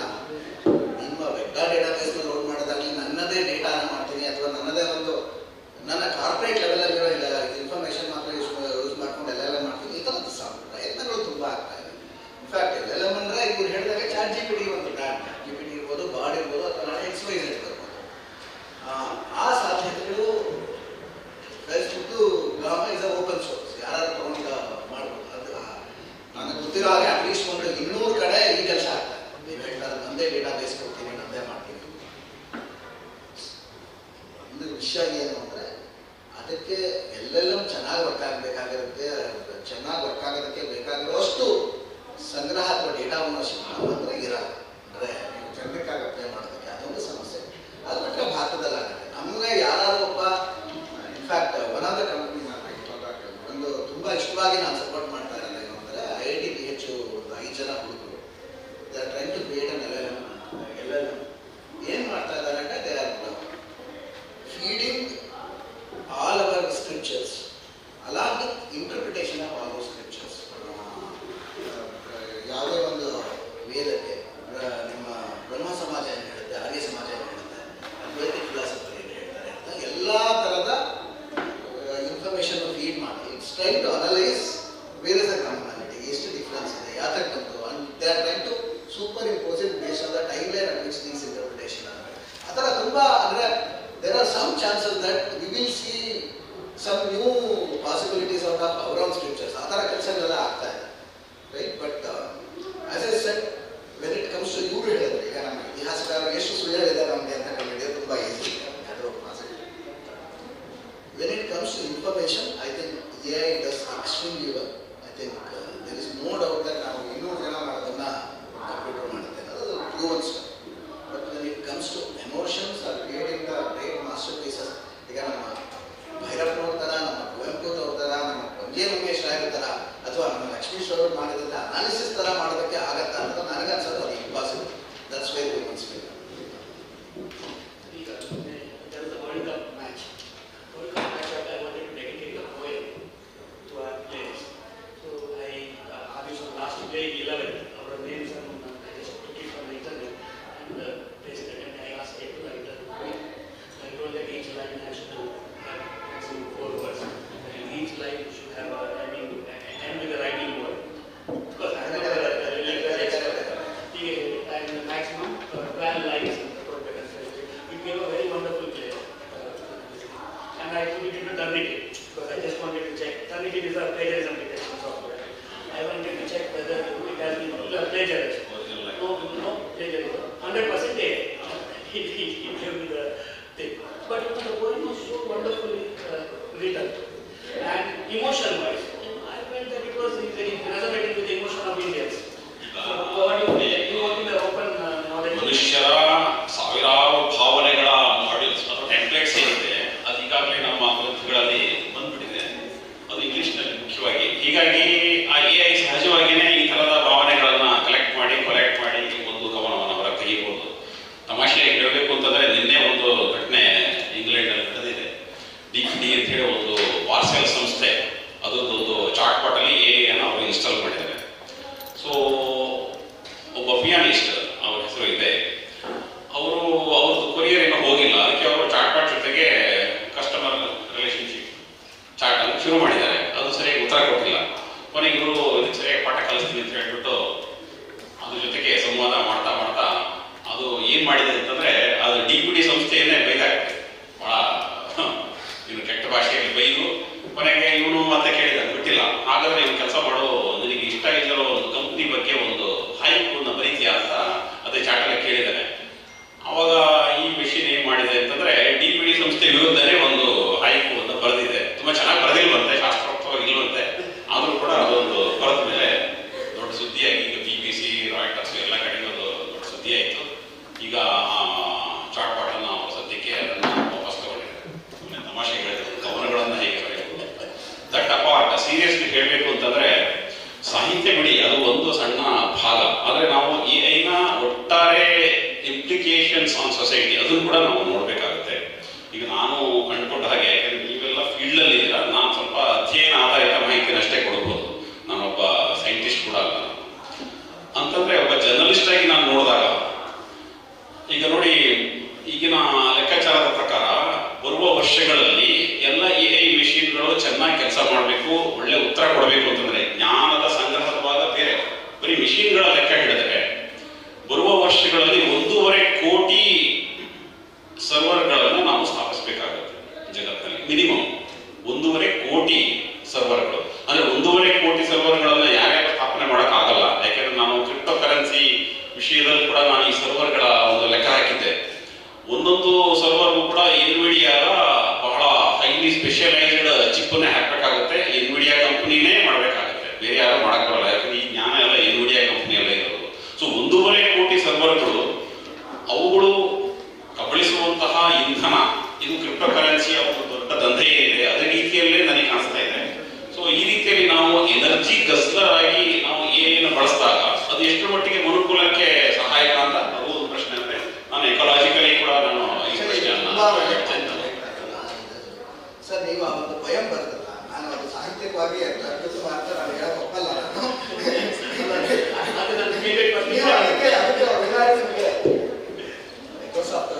open area charge ಮಾಡಿದ್ರೆ ಕರೆಕ್ಟಾಗಿ ಎಷ್ಟು ಖರ್ಚಾಗಿದೆ ಅಷ್ಟು ದುಡ್ಡು ಕೇಳಿದ್ರೆ ಆ ದುಡ್ಡಲ್ಲಿ ನಾನು ಹೋಗಿರೋ ಅಷ್ಟು ಬರೀತಾರಲ್ಲ ಆಗ. ಸೊ ಇವ್ರು ಹೇಳಿದ್ರು ಒಂದು ಕಲಾಜಿ ಮೇಲೆ ಇನ್ನೊಂದು ಕಾಸ್ಟ್ ಪರ್ಸ್ಪೆಕ್ಟಿವ್ ಇಂದ still it's if they start billing it, ಸಿಕ್ಕಾಪಟ್ಟೆ ಖರ್ಚಾಗುತ್ತೆ. You come from a policy making domain. You said that 60 thinkers across the world said that we have to do some moratorium period and check what are the effects are. So what is your take on that? Your Indian perspective ivaruvaga. So what should be the policy makers view, or how should we go about it? ಯಂತ್ರಗಳು ಹೇಗೆ ಕೆಲಸ ಮಾಡ್ತೇವೆ ನೋಡಿದ್ದೇವೆ ನಾವು. ನಾನು ಕೂಡ ಹಿಂದೆ ಪ್ರಸನ್ನ ಅವರು ಬರೆದಂತಹ ಯಂತ್ರಗಳನ್ನು ಕಳಚೋಣ ಬನ್ನಿ ಪುಸ್ತಕವನ್ನು ಓದಿ ನಾನು ಪ್ರಭಾವಿತನಾಗಿದ್ದೇನೆ. ಈಗ ನಾವು ಯಂತ್ರಗಳನ್ನು ಕಟ್ಟೋಣ ಬನ್ನಿ ಅಂತ ಹೇಳಿ ನಾವು ಹೊರಟಿದ್ದೇವೆ ನಾವು. ಸೊ ಇದು ನಾವು ಈ ನಮ್ಮ ಸಮಾಜವನ್ನು ಎಲ್ಲಿ ತಗೊಂಡು ಹೋಗ್ತಾ ಇದ್ದೇವೆ. ಈ ತರದ ಕೆಲವು ಪ್ರಶ್ನೆಗಳು ಇದೆ ಇದರಲ್ಲಿ, ಕೇವಲ ಲೀಗಲ್ ಪ್ರಶ್ನೆ ಅಷ್ಟೇ ಅಲ್ಲ. ಸೊ ಲೀಗಲ್ ಆಗಿ ನೋಡೋದಾದ್ರೆ ಎಷ್ಟು ಮಟ್ಟಿಗೆ ನಾವು ಈ ತರದ ಕೃತಕ ಬುದ್ಧಿಮತ್ತೆಯನ್ನ ನಾವು ಯಾವ್ಯಾವ ರಂಗದಲ್ಲಿ ಬಳಸಬೇಕು, ಯಾರು ಬಳಸಬೇಕು, ಎಷ್ಟು ಬಳಸಬೇಕು, ಇದ್ರ ಎಥಿಕಲ್ ಕ್ವಶನ್ಸ್. ಯಾಕೆಂದ್ರೆ ಇದು ಪ್ರತಿ ಸಲದೂ ಬರ್ತಾ ಇರುತ್ತೆ. ಉದಾಹರಣೆಗೆ ಬ್ಲಾಗ್ಸ್ ಬಂದಾಗ ಎಲ್ಲರೂ ಬ್ಲಾಗ್ ಬರೀತಾ ಇದ್ವಿ, ಈಗ ಎಲ್ಲರೂ ಫೇಸ್ಬುಕ್ಗೆ ಹೋಗಿದ್ದೀವಿ, ಇದ್ರ ಸ್ಕ್ರೀನ್ ಟೈಮ್ ಎಷ್ಟಿದೆ, ಇದು ಹೇಗೆ ನಮ್ಮ ಸಮಾಜದಲ್ಲಿ ಪರಿಣಾಮ ಬೀರುತ್ತೆ, ಈ ತರದ ಎಲ್ಲ ತರದ ಚರ್ಚೆ ನಡೀತಾನೆ ಇದೆ, ಅದು ಮುಂದೆ ನಡೀತಾನೆ ಇರುತ್ತೆ. ಹಾಗೇನೇ ಏನ್ ಕೂಡ ಒಂದು advanced version off screen time ಅಂತ ಹೇಳ್ಬೋದು ನಾನು. ಸೊ ಇದನ್ನೆಲ್ಲ ಹೇಗೆ ನಾವು ನಿರ್ವಹಿಸಬೇಕು, ಮಕ್ಕಳು ಎಷ್ಟು ಬಳಸಬೇಕು, ಶಿಕ್ಷಣದಲ್ಲಿ ಎಷ್ಟು ಬಳಸಬೇಕು, ನಿಜವಾದ ಸಂಶೋಧನೆ, ಒಂದು ಪ್ಯೂರ್ ಸೈನ್ಸ್ ರಿಸರ್ಚ್ ಅಲ್ಲಿ ಎಷ್ಟು ಬಳಸಬೇಕು, ಇದ್ರ ಬಗ್ಗೆ ಒಂದು ರೀತಿಯ ಸ್ಟೇಟಸ್ ಪೇಪರ್ ಬರಲೇಬೇಕು ಅಂತ ಹೇಳಿ ನನಗೆ ಅನಿಸ್ತದೆ. ಹೇಗೆ ಅವರೇನು ಆ ಪತ್ರ ಹೇಳಿದ್ದಾರೆ, ಬಹಳ ಚಿಕ್ಕದಾಗಿದೆ, 2 ಪುಟದ ಪತ್ರ ಅದ. ಮೊರಟೋರಿಯಂ ಬಹಳ ಸಿಂಪಲ್ ಆಗಿದೆ. ಮನುಕುಲದ ಮೇಲೆ ಹೇಗೆ ಪರಿಣಾಮ ಬೀರುತ್ತೆ ಮುಂದಿನ ದಿನಗಳಲ್ಲಿ, ಇದರ ಕೆಲವು ಅಪಾಯಗಳ ಬಗ್ಗೆ ನಾವು ಚರ್ಚೆ ಮಾಡಿ ಮುಂದೆ ಹೋಗ್ಬೇಕು ಅಂತ ಹೇಳಿದರೆ ನಾನು ಅದನ್ನ ಖಂಡಿತವಾಗಿ ಹೋಗ್ತೇನೆ. ನಾನು ಕೂಡ ಸೈನ್ ಹಾಕ್ಲಿಕ್ಕೆ ಅಲ್ಲಿ ಹೋಗಿದ್ದೆ ನಾನು. ಯಾಕೆಂತಂದ್ರೆ ಮನುಷ್ಯನನ್ನ ಸುಮಾರಿಯಾಗಿಸುವ ಯಂತ್ರಗಳು ನಮಗೆ ಬೇಡ ಅಂತ. ಅಂದ್ರೆ ಈಗ ಪ್ರಸನ್ನ ಅವರು ಹೇಳಿದಾಗೇನೆ ಎಲ್ಲರೂ ಖಾಲಿ ನೂಲನ್ನ ನೇಯ್ಲು ಮಾಡಕ್ಕೆ ಆಗದೆ ಇರ್ಬೋದು, ಎಲ್ಲಿಗೂ ನಮ್ಮ ಲಿಮಿಟೇಷನ್ಸ್ ಒಂದಷ್ಟು ಇರುತ್ತೆ ಅಂತ ಅನ್ಕೊಳ್ಳೋಣ. ಆದ್ರೆ ಈ ವಿಷಯಗಳಲ್ಲೂ ಕೂಡ ಒಂದು ಏನೇ ಮಾಡ್ಬೇಕು ಅಂತಂದ್ರೆ ತಕ್ಷಣ ಚಾಟ್ಪಿಟಿಗೆ ಹೋದೆ ಈ ತರದ ಒಂದು ಪ್ರವೃತ್ತಿ ಬೆಳೆಯೋದಿದೆಯಲ್ಲ, ಇದರಿಂದ ನಾನು ಹೇಳಿದಾಗ ಈ ಪ್ಯಾರಾಡಾಕ್ಸ್ ಅಂದ್ರೆ ಬುದ್ಧಿಮತ್ತೆ ಕಡಿಮೆ ಆಗುತ್ತೆ, ಅವಾಗ ಚಾಟ್ಪಿಟಿಯ ಬುದ್ಧಿಮತ್ತೆನೂ ಕಡಿಮೆ ಆಗುತ್ತೆ. ಮನುಷ್ಯ ಬೆಳೆದರೆ ಯಂತ್ರ ಬೆಳೆಯಕ್ಕೆ ಸಾಧ್ಯ ಇಲ್ಲ. ಯಂತ್ರ ಹಾಗೆ ಕೆಲಸ ಮಾಡ್ತಾ ಇದ್ರೆ ಮನುಷ್ಯ ಬೆಳೆಯಲ್ಲ. ಈ ಪ್ಯಾರಾಡಾಕ್ಸ್ ಬರಬೇಕು ಅಂದ್ರೆ ಅಲ್ಲಿ ಸ್ವಲ್ಪ ಗೌರ್ಮೆಂಟಲ್ ಇಂಟರ್ಫಿಯರೆನ್ಸ್ ಇರಲೇಬೇಕಾಗುತ್ತೆ, ಸಮಾಜದ ಒಂದು ಇಂಟರ್ವೆನ್ಷನ್ ಇರಬೇಕಾಗುತ್ತೆ ಅಂತ ನನ್ನ ಅಭಿಪ್ರಾಯ. ಸರ್, ನೀವು ಸ್ಟಾರ್ಟ್ಅಪ್ಸ್ ಫಂಡ್ ಮಾಡ್ತೀರಿ, you are venture capitalist. So you also fund startups which are in AI domain. So ಇನ್ನೊಂದು ಚರ್ಚೆ ಆಗ್ತಿರೋ ವಿಷಯ ಅಂದರೆ job loss. Because of AI, there will be great job loss. That's happening and will happen as well. So what is your opinion? How do we control that? Or is it a natural process? Survive, the fittest will survive, or it will evolve, or what is your opinion? Sir, ಅದು ಸತ್ಯ. ಜಗತ್ತಿನ ಎಷ್ಟು ಹಿಂದಕ್ಕೆ ಅಂತ ಹೋಗ್ತಾರೆ. ನಾನು ಈಗ ಯಾವತ್ತೂ ಒಂದೊಂದಿನ ನಮ್ಮಲ್ಲಿ ಬರೀತಾನೂ ಇರಲಿಲ್ಲ, ನಮಗೆ ಜ್ಞಾಪಕ ಶಕ್ತಿ ಚೆನ್ನಾಗಿತ್ತು ಅಂದರೆ ಎಲ್ಲರೂ ಬರೆಯೋದನ್ನು ನಿಲ್ಲಿಸ್ಬಿಡ್ತೀವಿ ನಾವು, ಏಯಿಂದ ನಿಲ್ಲಿಸ್ಕೊಂಡು. ಜಗತ್ತು ಮುನ್ನಡೀತಾ ಇರುತ್ತೆ. There will be new technologies. ಕೆಲವನ್ನ ಒಪ್ಕೊಳ್ಳೋಕ್ಕೆ ಬರೋಲ್ಲ, ಕೆಲವನ್ನ ಒಪ್ಕೊಳ್ಳೋದು, ಇದು ಸತ್ಯ. ಏನಿಂದ ಕೆಲಸಗಳು ಹೋಗುತ್ತಾ, ರೋಬೋಟ್ಸಿಂದ ಕೆಲಸಗಳು ಹೋಗುತ್ತಾ, ಕಂಪ್ಯೂಟರ್ಸಿಂದ ಕೆಲಸಗಳು ಹೋಗುತ್ತಾ, ಅಥವಾ ಮ್ಯಾನುಫ್ಯಾಕ್ಚರಿಂಗ್ ಮಾಡುತ್ತಾ, ಮಾಸ್ ಮ್ಯಾನುಫ್ಯಾಕ್ಚರಿಂಗ್ ಕೆಲಸಗಳು ಹೋಗುತ್ತಾ ಅನ್ನೋದು ಇದು ಯಾವಾಗ ಬರ್ತಾ ಇರ್ತಕ್ಕಂಥ ಚರ್ಚೆ. ಜಗತ್ತು ಒಂದು ಕಡೆ ಕೆಲಸ ಮಾಡ್ಕೊಂಡ್ರೆ ಇನ್ನೊಂದು ಕಡೆ ಕೆಲಸ ಮಾಡೋದನ್ನ ತಿಳ್ಕೊಳ್ಳೋದು. ಅಂಡ್ ಇನ್ವೇರಿಯಬಲ್ ಏನಾಗಿದೆ ಅಂದ್ರೆ ನಿಮ್ಮ ಇನ್ಎಫಿಷಿಯಂಟ್ ಕೆಲಸಗಳು ಹೋದಾಗ ಎಫಿಷಿಯಂಟ್ ವೇ ಆಫ್ ಡೂಯಿಂಗ್ ಎಯಿಂದ ಏನಾಗ್ಬೋದು ಅಂದರೆ ನನಗನ್ಸೋದು ಲೇಖನ ಸ್ವಲ್ಪ ಚೆನ್ನಾಗಿ ಬರೀಬೋದು ಅಂತ ನನಗೆ. ಯಾಕೆಂದರೆ ಕಂಪ್ಯೂಟರ್ ಮದುವೆ ಆಗಿದ್ರೆ ನಾನು ಯಾಕೆ ಬರೀಲಿ ಅದನ್ನು, ಸ್ವಲ್ಪ ಚೆನ್ನಾಗಿ ಬರೀತಾರೆ ಅಂತ. ನನಗೆ ಏನಂದರೆ ಯಾವಾಗಲೂ ಕೂಡ ಇದನ್ನು there is a challenge. Mankind will, I mean, rise up to that and will do a lot better. Right? ಇದು ನಿಮಗೆ ಯಾವುದೋ ನಿಮ್ಗೆ ಇತಿಹಾಸದ ಯಾವುದೇ ಕ್ಷಣದಲ್ಲಿ ಯಾವುದೇ ಟೈಮಲ್ಲಿ ಯಾವುದನ್ನ ನಿಮ್ಮ ಆಟೋಮೈಸೇಷನ್ ಮಾಡಿಲ್ವೋ ಇದು ಮಾಡುತ್ತೆ ಅಂತ ಹೇಳೋಕ್ಕಾಗಲ್ಲ. ಈಗ ಇವತ್ತಿನ ದಿನ ನಾವು ಮಾಡ್ತಕ್ಕಂಥ ಯುದ್ಧ ಒಂದು 1000 ವರ್ಷ ಕೆಳಗಡೆ ಕಂಪೇರ್ ಮಾಡಿದ್ರೆ ತುಂಬ ಅಡ್ವಾನ್ಸ್ ಹಾಗಂತ ಸೈನಿಕರು ಕಡಿಮೆ ಆಗಿದ್ದಾರೆ, ಜಾಸ್ತಿ ಆಗಿದ್ದಾರೆ ಅಷ್ಟೇ. ಸೊ ನನಗೆ ಜಾಬ್ ಲಾಸ್ ಬಗ್ಗೆ ಎಲ್ಲ ಹಾಗಿದ್ರೆ ಬೇರೆ ಕಡೆ ಕೆಲಸ ಹೋಗ್ಬೋದು. ಬಟ್ ಅದ್ರ ಬಗ್ಗೆ ನಾವು ಇರೋ ಒಂದು ಟೆಕ್ನಾಲಜಿ ಪ್ರೋಗ್ರೆಸ್ ತೆಗೆಯುವಂಥದ್ರಲ್ಲಿ ಅಗತ್ಯ ಆಗಲಿ, ಅನಿವಾರ್ಯತೆ ಆಗಲಿ. You come from journalism field. The highest impact journalism field they are working on, because even the news readers are AI avatars today. Even your scenario, ಈಗ ಆಕ್ಸಿಡೆಂಟ್ ಆಯಿತು, ಈಗ ಸಿಚುವೇಶನ್ ಇಷ್ಟು ಟೈಮಿಗೆ ಆಯಿತು, ಈಗ ಆಕ್ಸಿಡೆಂಟ್ ಆಯಿತು ಅಂತ but good I get a report. Okay, I want it in 150 words. Give it in 150 words. Okay, I post it. So what would be the effect of AI in the field of journalism? ಪತ್ರಕರ್ತರೆ ಬಂದಿರೋದ್ರಿಂದ ಅವ್ರು ಆಮೇಲೆ ಉತ್ತರ ಹೇಳ್ಬೋದು. ನಾನು ಮಾಜಿ ಪತ್ರಕರ್ತ ಇರಲಿ ಏನೇನಿರಲಿ, ಅದು ಅಂದರೆ ಜರ್ನಲಿಸಮ್ ಅಲ್ಲಿ ಮೊದಲು ಇತ್ತು ಚರ್ಚೆ. ಅಂದರೆ ಪ್ರಿಂಟ್ ಮೀಡಿಯಾದಲ್ಲಿ ಲೆಟರ್ ಪ್ರೆಸ್ ಮತ್ತು ಅನಂತರದ ಕಾಲದಲ್ಲಿ ಏನು ಪ್ರೀ ಇಂಟರ್ನೆಟ್ ಎರಾ ಅಂತ ಹೇಳ್ತೀವಿ, ಅವಾಗ ಏನು ನಾವು ಪತ್ರಿಕೋದ್ಯಮ ಮಾಡ್ತಾ ಇದ್ವಿ, ಕುಂಟಿನಿ ಅವರು ಎಲ್ಲರೂ ಇದ್ದಾರೆ. ಅವಾಗ ನಾವು ಹಾಗೆ ಬಳಸ್ತಾ ಇದ್ವಿ. ಅವಾಗ PTನಲ್ಲಿ ಕಟಕಟ ಅಂತ ಪ್ರಿಂಟ್ ಬರ್ತಾ ಇತ್ತು, ಅದನ್ನು ನೋಡಿ ನಾವು ಬರಿತಾ ಇದ್ವಿ. ಸೊ ಆಮೇಲೆ ಕಂಪ್ಯೂಟರ್ನಲ್ಲಿ ಸುದ್ದಿ ಬರಕ್ಕೆ ಶುರುವಾಯಿತು, ಫೀಡ್ ಬರಕ್ಕೆ ಶುರುವಾಯಿತು. ಆಮೇಲೆ ಸೋಷಿಯಲ್ ಮೀಡಿಯಾ ಬಂತು. ಸೋಷಿಯಲ್ ಮೀಡಿಯಾ ಪ್ರಿಂಟ್ ಮೀಡಿಯಾಗೆ ವಿರೋಧಿ ಅನ್ನೋ ಒಂದು ಚರ್ಚೆ ಕೂಡ ಶುರುವಾಯಿತು. ಅನಂತರ ಈಗ ಏನಾಗಿದೆ ಅಂತಂದ್ರೆ ಸೋಷಿಯಲ್ ಮೀಡಿಯಾಗೆ ಒಂದು ಪುಟ ಕೊಡುವಂಥ ಸ್ಥಿತಿಗೆ ಮುದ್ರಣ ಮಾಧ್ಯಮದಲ್ಲಿ ಅದು ಸನ್ನಿವೇಶ ಬಂದಿದೆ. ಸೊ ಈ ಥರದ ಚರ್ಚೆ ಮಾಧ್ಯಮದಲ್ಲಿ ನಡೀತಾ ಇರುತ್ತೆ. ನಾನು ಮಾಧ್ಯಮಕ್ಕೆ ಸ್ಪೆಸಿಫಿಕ್ ಹೇಳಕ್ ಹೋಗಲ್ಲ, ಎಲ್ಲ ಇಲ್ಲಿ ತಜ್ಞರು ಹೇಳೋದ್ರಿಂದ ನಾನು ಹೆಚ್ಚು ಹೇಳಕ್ ಹೋಗಲ್ಲ. ಇದೇ ರೀತಿಯ ಒಂದು ಪರಿಣಾಮ ಇರುತ್ತೆ. ಆದರೆ ಅದೇ ಹೇಳಿದಲ್ಲ, ಜರ್ನಲಿಸಮ್ ಕೂಡ ಒಂದು ಹೊಳಹು ಅಂತ ಇರುತ್ತೆ. ಆ ಹೊಳಹು ಇಲ್ಲದೆ ಹೋದ್ರೆ ಯಂತ್ರ ಏನ್ ಮಾಡಿದ್ರು ಅದು ವೇಸ್ಟ್ ಅಷ್ಟೇ. ಅದು ನನ್ನ ಅಭಿಪ್ರಾಯ. I think we'll take 2 audience questions. Audience in the questions in the way. We'll take some 2 questions. ತುಂಬಾ ನೇಸೆಂಟ್ ಅನ್ನೋದು ನನಗೆ ತುಂಬಾ ಅಂಡರ್ಸ್ಟ್ಯಾಂಡಿಂಗ್ ಅಂತ ಅನಿಸ್ತಾ ಇದೆ. ಇವಾಗ GPS ಟ್ರ್ಯಾಕರ್ಸ್ ಇರ್ಬೋದು, ನೈಟ್ ವಿಷನ್ ಕ್ಯಾಮೆರಾ ಇರ್ಬೋದು, ಅದು ಜನರಲ್ ಪಬ್ಲಿಕ್ಗೆ ಆಕ್ಸೆಸ್ ಇರೋಕಿನ 20 ವರ್ಷ 30 ವರ್ಷ ಎನಿ ನಂಬರ್ ಮುಂಚೆನೆ ಅಮೆರಿಕನ್ ಆರ್ಮಿ ಅಥವಾ ಯಾವುದೋ ಒಳ್ಳೆ ಆರ್ಮಿಗಳಿಗೆ ಆಕ್ಸೆಸ್ ಇತ್ತು ಅಂತ ಹೇಳ್ತಾರೆ. ಸೊ ಈ generative some advance version of generative AI might be already making its steps in some army.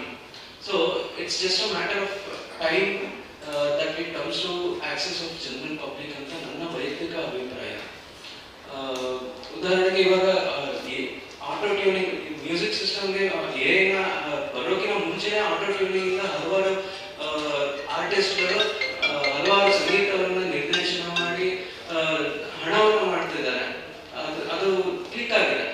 ಇವಾಗ ಮೇ ಬಿ ನಿಮ್ಮ ಹಿಂಗಡೆ ಇರುವಂತ ಮರ it might not be digital art made by digital artists. It might have been done by a generative AI tool.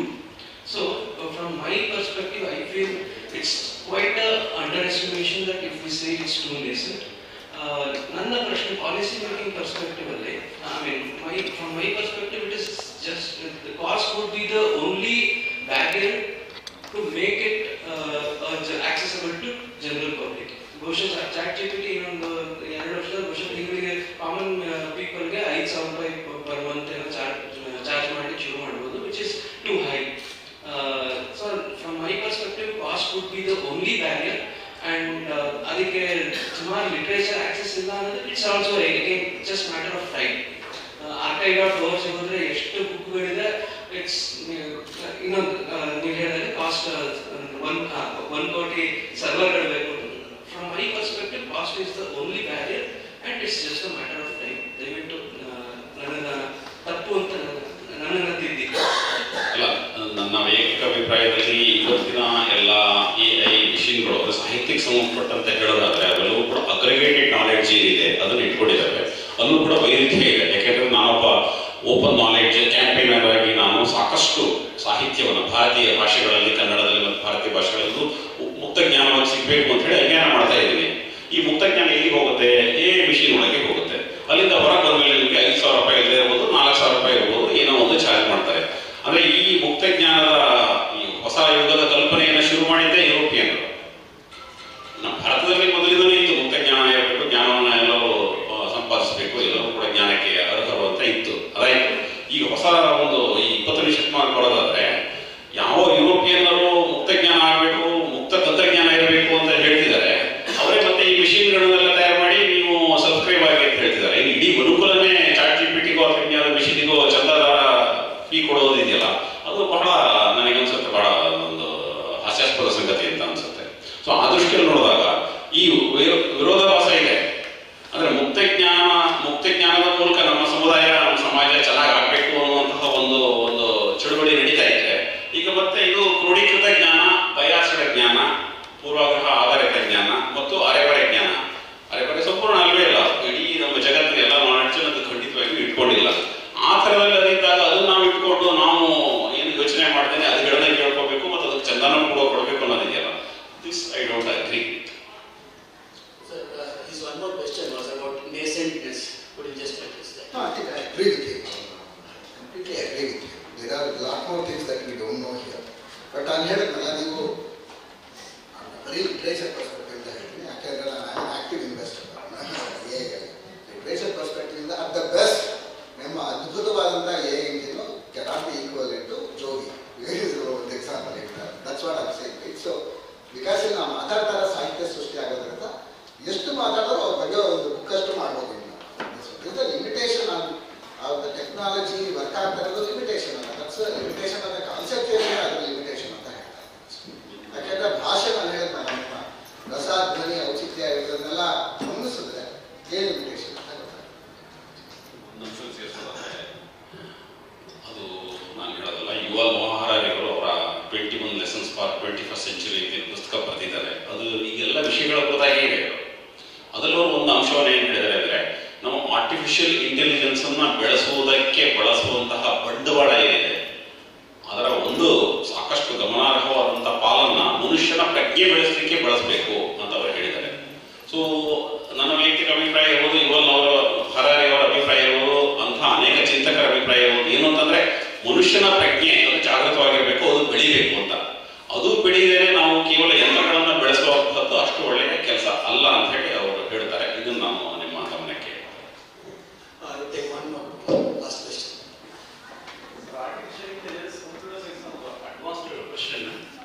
ಈಗ A ಮತ್ತು ಲಿಟ್ರೇಚರ್ಗೆ ನೇರವಾಗಿ ಸಂಬಂಧಪಡದೆ ಹೋದ್ರು ಕೂಡ ಒಂದು ಡೌಟ್ ಅನ್ನು ಕೇಳ್ತಾ ಇದ್ದೇನೆ. Artificial intelligence computer science engineers ಉದ್ಯೋಗದ ಅವಕಾಶಗಳನ್ನ ಜಾಸ್ತಿ ಮಾಡಲಿಕ್ಕೆ ಸಾಧ್ಯ ಇದೆಯಾ? ಓಕೆ ಸರ್, ಸಮಸ್ಯೆ ಏನು ಅಂದರೆ ಎ ಮಾಡೆಲ್ ಅಥವಾ ಪ್ರಾಂಪ್ಟ್ ಇಂಜಿನಿಯರ್ಸ್ ಏನಿದೆ, ಪ್ರಾಂಪ್ಟ್ ಇಂಜಿನಿಯರ್ಸ್ ಅಥವಾ ಪ್ರೋಗ್ರಾಮ್ ಮಾಡೋದು ಈಗ ಪ್ರಾಂಪ್ಟ್ ಇಂಜಿನಿಯರ್ಸ್ ಮಾಡ್ತಾ ಇದ್ದಾರೆ. ಅಥವಾ ನೀವು ಬೇರೆ ಬೇರೆ ಇದು ಮಾಡೋದು ಎ ಮಾಡಲಿ. ಇವತ್ತು ಕಂಪ್ಯೂಟರ್ ಸೈನ್ಸ್ ಹುಡುಗರು ಎ ಬರಲಿಲ್ಲ ಅಂದರೆ ಪ್ರೋಗ್ರಾಮ್ ಇದ್ದರೆ ಅವ್ರ ಕೆಲಸನೇ ಸಿಗ್ತಾರೆ. So it has become a necessity. Probably ಒಂದು 2 ವರ್ಷದಲ್ಲಿ ನಿಮಗೆ ಕಂಪ್ಯೂಟರ್ ಸೈನ್ಸ್ ಇಂಜಿನಿಯರು ನಾನು ಎ ಹೋಗಿಲ್ಲ ಅಂದರೆ ಯಾರು, because are computer science students study ಕೆಲಸಗಳೇ ಸಿಗಲ್ಲ.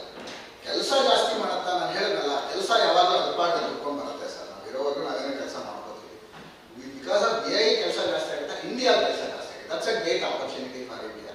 ನಾನೇನು ಹೇಳ್ತಾ ಇದ್ದೀನಿ, ನಮ್ಮ ಇನ್ಫ್ಯಾಕ್ಟ್ ನನ್ನ ಫಂಡ್ ಥೀಸಿಸ್ ಏನು ಅಂದರೆ, because of A pretty much ನಾವು ನೋಡ್ತಾ ಇರೋ ಎಲ್ಲ ಸಾಫ್ಟ್ವೇರ್ ರೀಡಿಂಗ್ ರೈಟ್ ಗ್ಲೋಬಲಿ. ನನಗೆ ಸಲ 10,000 15,000 ಕಂಪ್ನಿಗಳು ಎ. ಆ ಕಂಪ್ನಿಗಳಿಗೆ ಎಲ್ಲಿ ಬರೋಕ್ಕಾಗತ್ತೆ ಅಂದರೆ ಇಂಡಿಯಾ ಮಾತ್ರ ಬರೋಕ್ಕಾಗುತ್ತೆ. ಯಾಕಂದರೆ ಟ್ಯಾಲೆಂಟ್ ಬರೀ ಇಂಡಿಯಾ ಮಾತ್ರ. ಇವತ್ತಿನ ದಿನ if you look at Indian talent, Indian talent who are aware of a, ಇಂಡಿಯಾದಿಂದ ಆಚೆ ಸಿಕ್ಕಾಪಟ್ಟೆ ಕಷ್ಟ ಸಿಗುತ್ತೆ. ಆದ್ದರಿಂದ it's a great opportunity for Indian computer science students from that perspective. That's what. Since we have reached 11 o'clock point, now I request for the speakers to give their concluding remark. Then we'll start. I think I've said whatever I wanted to say. Sudarshan ji. ನನ್ನ ವೈಯಕ್ತಿಕ ಅಭಿಪ್ರಾಯ ಏನೇ ಇದ್ರೂ ಭಾರತ ದೇಶದಲ್ಲಿ AI ಬಗ್ಗೆ ತಿಳುವಳಿಕೆ ಹೊಂದಿರುವ ಇಂಜಿನಿಯರ್ಗಳ ಸಂಖ್ಯೆ ಜಗತ್ತಿನಲ್ಲಿ ಮೊದಲ ಸ್ಥಾನದಲ್ಲಿದೆ ಅಂತ ಹೇಳಿ ಒಂದು ಅಂಕಿಅಂಶ ಹೇಳುತ್ತೆ. ಹಾಗೇನೇ ಎಐಯನ್ನು ಅಕ್ಸೆಪ್ಟ್ ಮಾಡುವಂತಹ, ಅದು ನಮಗೆ ಉಪಕಾರಿ ಅಂತ ಹೇಳುವಂಥವರ ಸಂಖ್ಯೆ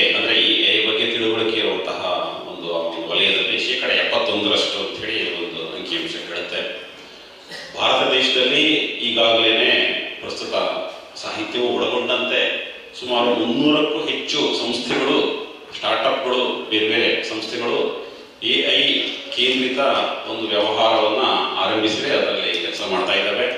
ಈ ಎಲ್ಲ ಹಿನ್ನೆಲೆಯಲ್ಲಿ ನಾವು ಚರ್ಚೆ ಮಾಡಬೇಕು, ಇನ್ನೊಂದಿಷ್ಟು ಚರ್ಚೆ ಆಗಬೇಕು. ಇನ್ನೊಂದು ಏನೋ ಒಂದು ಗೋಷ್ಠಿಯಲ್ಲಿ ನಾವು ಹೇಳಿದ್ದೆ ಜಡ್ಜ್ಮೆಂಟ್ ಅಂತಲ್ಲ, ಆದರೆ ಎಲ್ಲರೂ ಕೂಡ, ನೀವೆಲ್ಲ ಏನು ಬಂದಿದ್ದೀರಿ ಎಲ್ಲರೂ ಕೂಡ ಈ ಬಗ್ಗೆ ಹೆಚ್ಚು ಓದಿ ಮುಂದಿನ ದಿನಗಳಲ್ಲಿ ಏನಾಗುತ್ತೆ ಅಂತ ಹೇಳಿ ಮಾನಿಟರ್ ಮಾಡ್ತಿರ್ಬೇಕು ಅಂತ ನಾನು request. So I would like to conclude today's discussion taking a few points. So as of May 2023, the Indian generative AI landscape has more than 60 startups dedicated to offering solutions which are AI based, and around $590 million funding has been given to these startups. This looks like a small number, 60 plus, but we don't know how many of them are really working in this particular domain, and it will surely grow in the future. So now we want to discussion the perspective was only related to the literature part of it, but there are multiple ways of this AI can be applied in various domains. And I like this point of touching upon that word of nascentness. Nothing is nascent as such. Whenever we are at a particular point, we cannot tell it is nascent because we have reached that particular point, and at that point we may apply it in different areas. So from there, what next is the next question. Once again, when we reach that, once again we can think it's nascent, because if we don't think it is nascent, we cannot reach it to the take it to the next level. Of course, all the technologies, including our aircrafts today, gained momentum and R&D happened during the wars. So ultimately, there will be many technologies which would be owned by the armies. So armies would have much more advanced technology that are available to the common civilians. Of course, as he said, cost would be a primary factor, and he said that so many servers are required for generating so much of knowledge. Of course, that once again goes back to the part of the cost factor. So your AI may make us lose jobs in one side, and almost it takes us to the hardware side where people may start working on the server side of it, generation of new knowledge which AI can learn from it, so on. There might be a job loss, there might be a job shift, and so on. We don't know what would happen. Of course, ChatGPT won't be able to predict what will happen because it's also learning from us. With this, I would like to conclude by saying that, even AI is evolving, even we are evolving. Let us evolve together. Thank you, one and all. It was great interacting with all of you. Thank you for learning for me. Thank you, dear audience. Have a great day.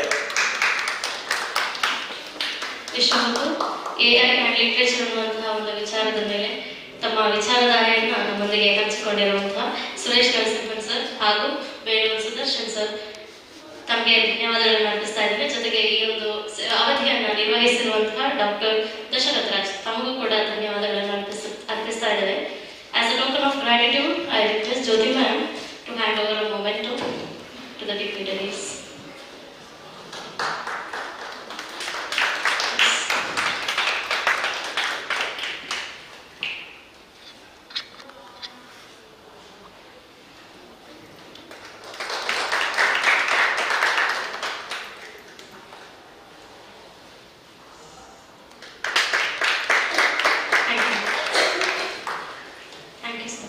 Thank you. So, ಇದೀಗ 11:15 ಗೆ there will be almost